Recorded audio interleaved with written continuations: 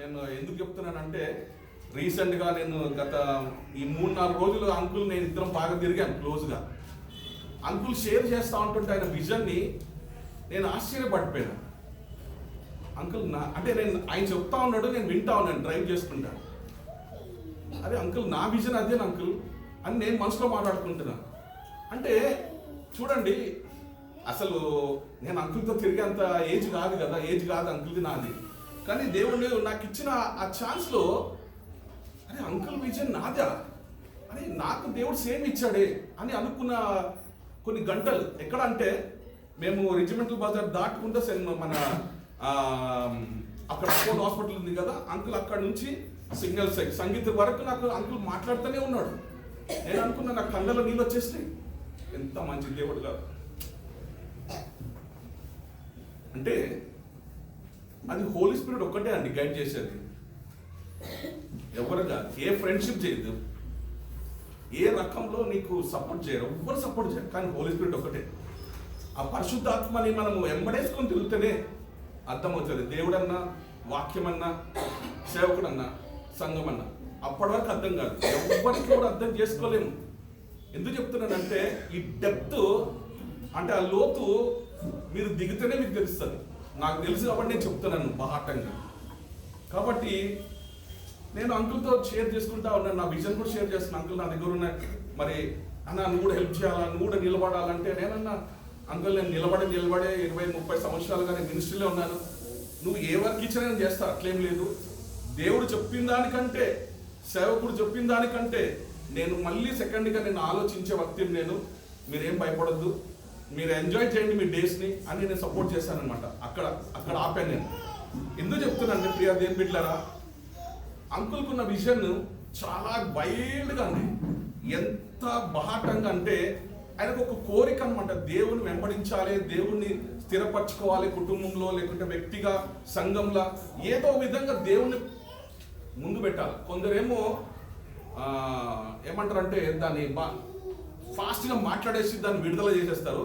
కొందరేమో దాన్ని దాసి పెట్టుకొని ఎవరు రైట్ పర్సన్ వస్తారో, ఎవరు రైట్ పీపుల్గా ఆ సంఘానికి సపోర్ట్ చేస్తారో, ఎట్లా నిలబెట్టుకుంటారో, ఎట్లా విశ్వాసంలో ఎదుగుతారో అనేది కనిపెట్టే వాళ్ళు ఉంటారండి. 2 రకాలుగా ఉంటారు సేవకులు.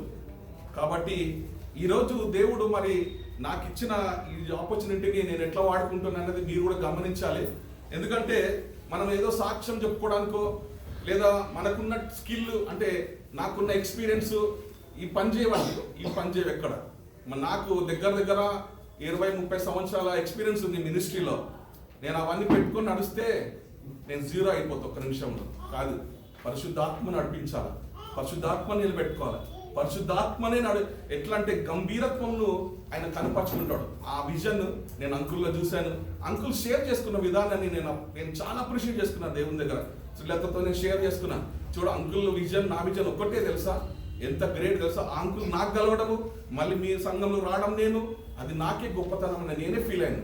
కాబట్టి దేవుడు ఎవరిని ఎప్పుడు ఏ టైంకి కలపాలో కలుపుతాడనేది నేను నేర్చుకున్నాను అంకుల్ ద్వారా ఈరోజు. కాబట్టి దేవుని బిడ్డలారా, నేను ఇక్కడ అంకుల్ నాకు ఎన్నోసార్లు ఛాన్స్ ఇచ్చాడు టీచ్ చేయమన్నాడు. కానీ అంకుల్ బేసిక్గా ఎవరికి ఏ స్టైల్లో అర్థమవుతుందో ఆయన రాసుకుని వచ్చాడు నోట్స్. నేను అది చాలా అప్రిషియేట్ చేస్తాను.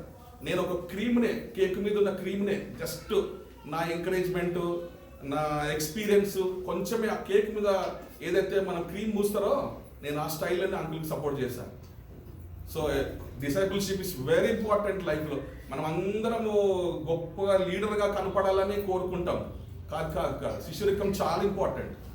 ఎందుకంటే ఇప్పుడు సువార్తకి వెళ్తామండి, సువార్తకి వెళ్ళినప్పుడు వాడు అరే అంటాడు, నీకేం పని లేదా అని అంటారు. దాని ఒక శిష్యునిగా నువ్వు హంబుల్గా ఉంటావా లేకపోతే తిరగబడతావా అనేది చూపించుకోవాలి. ఇప్పుడు మనం చాలా చాలా డేంజర్ అండి అది. డేర్గా నేను తిరగబడి కొడతారా రాజకీయాలు అన్నాం అనుకోండి, సారీ, అది దేవుడికి సిగ్గుకరం. కానీ తగ్గించుకొని మనకు మనమే దెబ్బలు తిన్నంత స్థితిలోకి వెళ్ళాలి. అంటే కొట్టించుకోవద్దు కావాలని, మనం రెచ్చగొట్టవద్దు. కానీ వాడిని సైతాన్ని రెచ్చగొడుతుంది. వాడు మన మీదకి వేసినప్పుడు హల్లెలూయా అని చెప్పడానికే ఉండాలి మనం. అది సువార్త, అదే డిసైపుల్షిప్. కాబట్టి మరి దేవుడు మరి మీరు అందరూ విన్నారని నాకు తెలుసు. అంకుల్ షేర్ చేశాడు, నిజంగా అందరికీ షేర్ చేశాడు, ఈవెన్ నాకు కూడా చేశాడు. ఎందుకంటే 3-4 టైమ్స్ నేను మిస్ అయిపోయినా, నాకు వీడియో చూస్తుంటే అంకుల్ టీచింగ్ వేరే ఉంటుందండి, చాలా వెరైటీగా ఉంటుంది. కోపం వస్తే కొందరు రఫ్ అని మాట్లాడతారు, కానీ అంకుల్ ఎంత మృదువుగా మెత్తగా వాడు వినొద్దు అనుకున్నా వింటాడు. వాడు అటువంటి మాటలతోటి అట్రాక్ట్ చేసే దేవుడి కెపాసిటీ ఇచ్చాడు. కాబట్టి దేవుడికి నేను ఎంతో రుణపడిన అంకుల్కి నేను మరి ఎన్నో రకాలుగా నేను ఐడియాస్ ఇచ్చాను, కానీ నాకు కావవి దేవుడి చిత్తానికి మరి దేవుడు అనుగ్రహించిన ఆ సమాధానము, అంకుల్ ఆ మినిస్ట్రీని, ఎస్పెషల్లీ ఈ ట్రైనింగ్ స్కూల్ని చాలా మృదువుగా తీసుకెళ్ళాడు ఈ 1.5 year. అవును, అది చెప్పినట్టు ఆది బ్యాప్టిజమే ఒక టర్నింగ్ పాయింట్ ఈ సంఘానికి. మరి ఆది ఏ స్టైల్లో ఒక 20 years తర్వాత ఎట్లుంటుందో చూడాలి మనం అందరం కళ్ళతోటి. హల్లెలూయా. ఎందుకంటే మీరు అందరు సాక్షులు, అందరూ వచ్చారు కదా బ్యాప్టిజంకి. ఆది బ్యాప్టిజం తీసుకున్నప్పుడు అందరూ లెక్కలో ఉన్నారనమాట. కాబట్టి ఒక 20 years తర్వాత ఆది ఏ స్టైల్లో ఉంటాడు? బిజినెస్ మ్యాన్ ఉంటాడా, ఒక పెద్ద ఓరియంటియర్గా ఉంటాడా, పెద్ద స్పీకర్గా ఉంటాడా, ఒక సంఘ కాపరిగా ఉంటాడా? చూద్దాం కదా, చూడాలి. సో దేవుడు ఆయనకి ఇచ్చే దర్శనం ఏందో, మరి ఆ ప్రార్థన ఏంటో.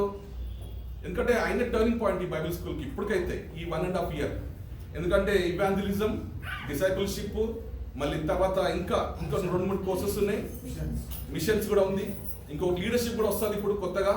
ఆ లీడర్షిప్లో మనం ఏ విధంగా ఒక క్రిస్టియన్ లీడర్ని రేస్ చేయాలనో, ఏ క్రిస్టియన్ లీడర్గా ఎట్లా నిలబడాలనో నేర్పించే రోజులు వస్తాయి ఇంకా. కాబట్టి దేవుడు మరి మిషన్స్ నుంచి ఇవాంజలిజం వచ్చింది, ఇవాంజలిజం నుంచి డిసైపుల్షిప్ వచ్చింది. ఇప్పుడు డిసైపుల్షిప్ నుంచి లీడర్గా మనం ఎదగాలి, అందరం గొప్పగా ఉండాలని కోరుకుందాం. దేవుడిచ్చిన ఈ చక్కటి సమయాన్ని బట్టి మరి సేవకులు మన గెస్ట్ స్పీకర్ మన దగ్గర మధ్యలోకి వచ్చారు కాబట్టి అందరం సపోర్ట్లతో ఆహ్వానిస్తాం. వందనాలు చేసుకుందాం. మరి మన గెస్ట్ స్పీకర్ ప్రొఫెసర్ ఏఎంకే ప్రసాద్ గారు మన మధ్యలోకి రావడం చాలా సంతోషం. ఉస్మానియా యూనివర్సిటీలో ప్రొఫెసర్గా పనిచేసి రిటైర్ అయ్యి దైవమార్గం అనే మినిస్ట్రీ స్టార్ట్ చేసి సేవలో ఉన్నారు. రామపురంలో చర్చ్ నడిపిస్తున్నాను. ఇంకా మరోసారి చెప్పట్లు పడ్డామండి.